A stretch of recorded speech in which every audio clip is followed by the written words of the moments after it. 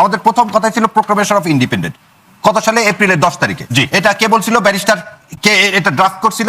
আজকে দেখেন, আপনি এই বই দেখেন, লেফটেন্যান্ট জেনারেল লেফার জ্যাকব বলতেছে that was drafted by India, that was drafted by, আমার প্রথম যে ডিক্লারেশন অফ ইন্ডিপেন্ডেন্ট সেটাও ড্রাফটেড বাই ইন্ডিয়া। পেজ নাম্বারও বলে দিচ্ছে আপনাকে, এই পেজ নাম্বার হচ্ছে, বলে দিই, দেখেন 41 নম্বর পাতায়।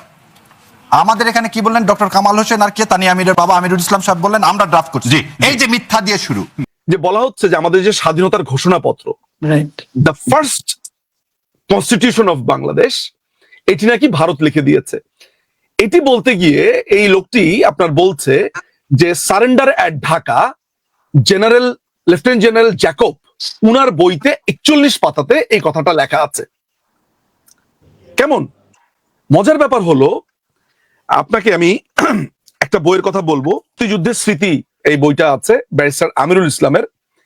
এই ব্যারিস্টার আমিরুল ইসলামের মুক্তিযুদ্ধ স্মৃতি যদি কেউ পড়ে, তাহলে তারা দেখবেন, আমি একটু পড়ে শুনাই, আমার মনে হয় এটা খুব জরুরি, আজকে এটা তো ডকুমেন্টেড হয়ে থাকবে। স্বাধীনতার ঘোষণাপত্র খসড়া রচনার পর তাজউদ্দিন ভাইকে দেখালাম, তিনি পছন্দ করলেন। আমি বললাম আমরা সকলে এখন যুদ্ধে অবতীর্ণ, এই দলিলের খসড়াটি কোনো একজন বিজ্ঞ আইনজীবীকে দেখাতে পারলে ভালো হতো। তিনি বললেন এই মুহূর্তে কাকে আর পারেন, যদি সম্ভব হয় কাউকে দেখিয়ে নিন। ইতিমধ্যে কলকাতা হাইকোর্টের আইনজীবীরা আমাদের স্বাধীনতা যুদ্ধের সপক্ষে সমর্থন দিয়েছেন। এদের মধ্যে সুব্রত রায় চৌধুরীর নাম আমি শুনেছি। রায় চৌধুরীর আন্তর্জাতিক খ্যাতি রয়েছে, আমি তার লেখা নিবন্ধ পড়েছি বলে মনে হলো। বিএসএফ এর মাধ্যমে রায় চৌধুরীর ঠিকানা জেনে নিলাম, টেলিফোনে তার সঙ্গে যোগাযোগ করি, বললাম তার সঙ্গে দেখা করতে চাই। তিনি রাজি হলেন। বালিগঞ্জে তার বাসা, আমার পরিচয় রহমত আলী নামে। সুব্রত রায় চৌধুরীর বাসায় পৌঁছে তাকে আমার প্রণীত ঘোষণাপত্রের খসড়াটি দেখালাম। খসড়াটি দেখে তিনি আনন্দে লাফিয়ে ওঠেন। তিনি এই খসড়া আমি করেছি কিনা জিজ্ঞেস করলেন। আমি হ্যাঁ সূচক জবাব দেই। তিনি বললেন একটা কমা বা সেমিকোলন বদলাবার কোনো প্রয়োজন নেই। আচ্ছা, তিনি বলেন বাংলাদেশের স্বাধিকার প্রতিষ্ঠায় যে আইনানুগ অধিকার তা মানবাধিকারের একটি অংশ, এই কথা স্বাধীনতা সনদে ফুটে উঠেছে। তিনি জানান তিনি এর উপর একটি বই লিখবেন। এই ঘোষণাপত্রের একটি কপি তাকে দেওয়ার জন্য তিনি অনুরোধ করলেন।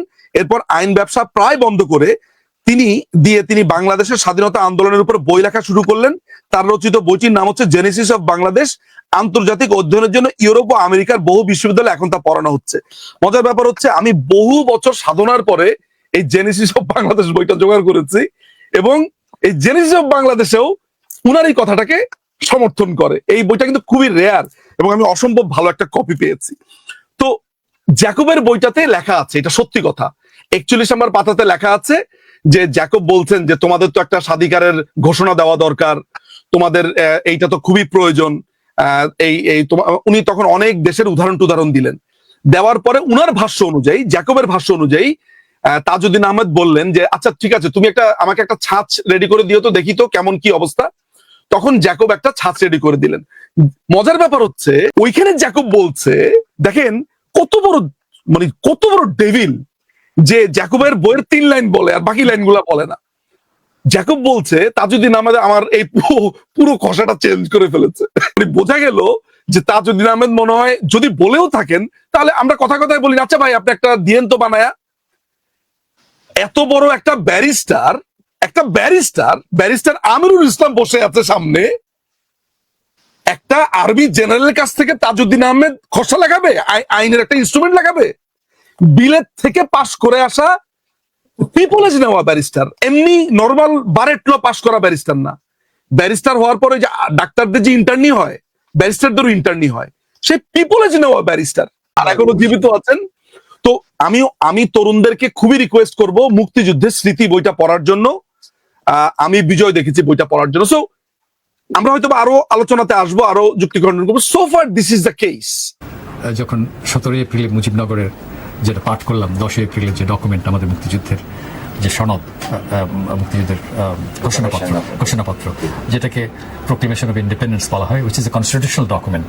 আমাদের এই সংবিধানেরও পূর্বে প্রথম যে সাংবিধানিক ডকুমেন্ট সেটা হচ্ছে আমাদের প্রোক্লেমেশন অফ ইন্ডিপেন্ডেন্স। সেটাই প্রথম সরকার গঠনের, এটা আমি সৌভাগ্য হয়েছিল এটা ড্রাফট করবার, আমার উপরে ভার পড়েছিল।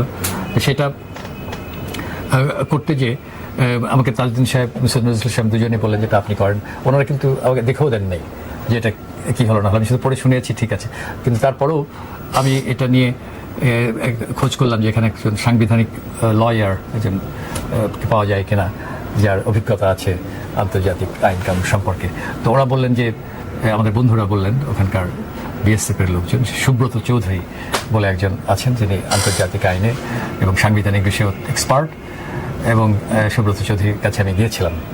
যাওয়ার পর উনি দেখে এত আত্মহারা হয়ে গেছিল যে এটা পারফেক্ট, একটা সেমিকোলন কমা কিছু বদলাবার দরকার নাই, বলে যে এটা যে গভর্নেন্ট আছে আমাদের আন্তর্জাতিক গভর্নেন্ট সিভিল অ্যান্ড পলিটিক্যাল রাইটস, তাতে যে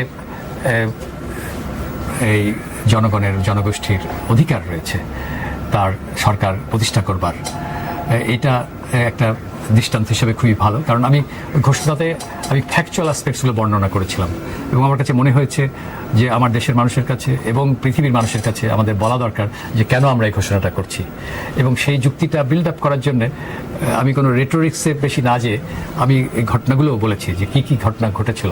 যে দেশে আমাদের নির্বাচন হয়েছিল, নির্বাচনে আমাদের 70-এর নির্বাচনে আমরা যে ওভারওয়েলমিং মেজরিটি এবং পাকিস্তানের বৃহত্তর জনগোষ্ঠীর বৃহত্তর আমাদের সংখ্যাগরিষ্ঠ, এবং সেখানে 3 তারিখে পার্লামেন্ট কনস্টিটিউয়েন্ট অ্যাসেম্বলি ডাকা হয়েছিল, সেটা কোনো আলাপ আলোচনা ছাড়াই এটাকে অনির্দিষ্টকালের জন্য স্থগিত করে দিয়েছিল।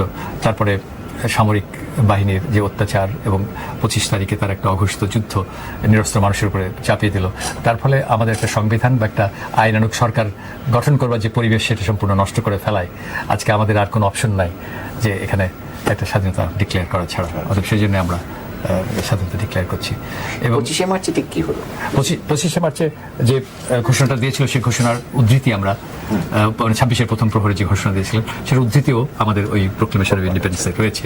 অতএব বঙ্গবন্ধু যেটা করে গিয়েছিলেন তারই একটি পুনরুচ্চারণ করা হয়েছে একটি লিগ্যাল ডকুমেন্টের মাধ্যমে, একটা লিগ্যাল ইনস্ট্রুমেন্টের মাধ্যমে। অতএব 26-এ আমাদের 10 এপ্রিলে যে document, it is constitutional document, a legal instrument, reiterating the political declarations which have been made on 7th of March as well as on the 26th, on the first hour of the 26th.